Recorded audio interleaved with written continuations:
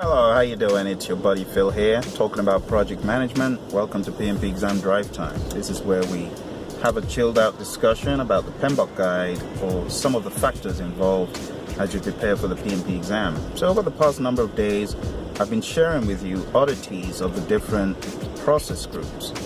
We've talked about initiating, we've talked about planning, we've talked a little bit about closing, but we are yet to talk about monitoring and controlling and executing.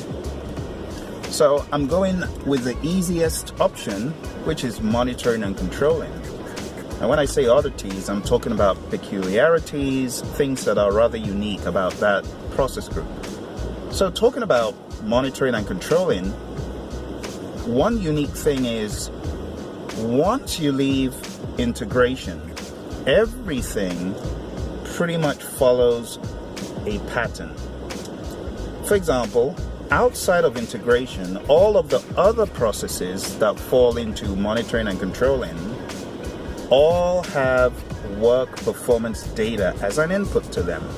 From validate scope all the way on down to monitor stakeholder engagement. If you're thinking about page 25, that column of monitoring and controlling, everything that falls outside of integration, they all have work performance data going into them. Did you ever notice that? And they all have work performance information coming out of them and going into monitor and control project work. It's a kind of helpful tip for your exam. In addition to this, you also discover that all of these processes, monitoring and controlling processes outside of integration, they all give you a change request. It's kind of interesting. They also all give you project documents updates.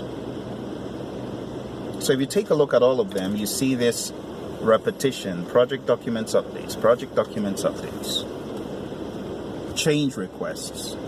So that is one of the hallmarks, and you also see project management plan updates because the project management plan is an input to all of them.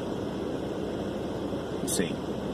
So it's rather interesting. I actually need to cross-check that. Why don't you do me a favor and cross-check?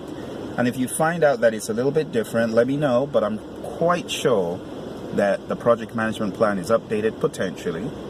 Change requests come out of them. WPI comes out of them. There may be one or two outliers, but I'm not 100% sure. Why don't you check it out? Help me. Help me and help everyone else to be doubly sure. But also, monitoring and controlling, the naming convention for majority of the processes is either control something or monitor something.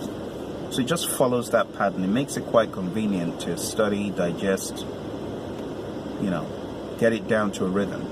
Validate scope is an anomaly though. Validate scope does not follow that convention.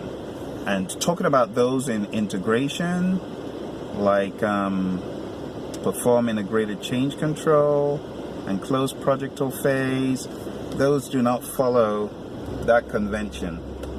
So it is worth knowing what is unique, what is repetitive, and things such as that. I think that will help your study.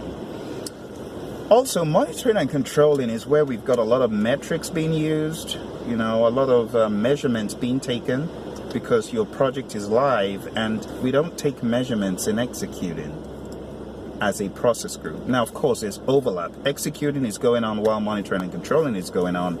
So as far as the timeline, it's the same period as you're executing the work, you are monitoring and controlling the work, but the group that those measurements fall into is predominantly monitoring and controlling, except you're doing audits and you're talking about other things, but predominantly it is monitoring and controlling. So things to think about, my friends, as you prepare, as you study, monitoring and controlling, it has some unique things about it. All right? Those that are called monitor, those processes called monitor are those where we've got stakeholder management, communications management, and risk management that falls into monitoring and controlling. All right? Stuff to think about. All righty, that's it for today. Talk to you later. Bye.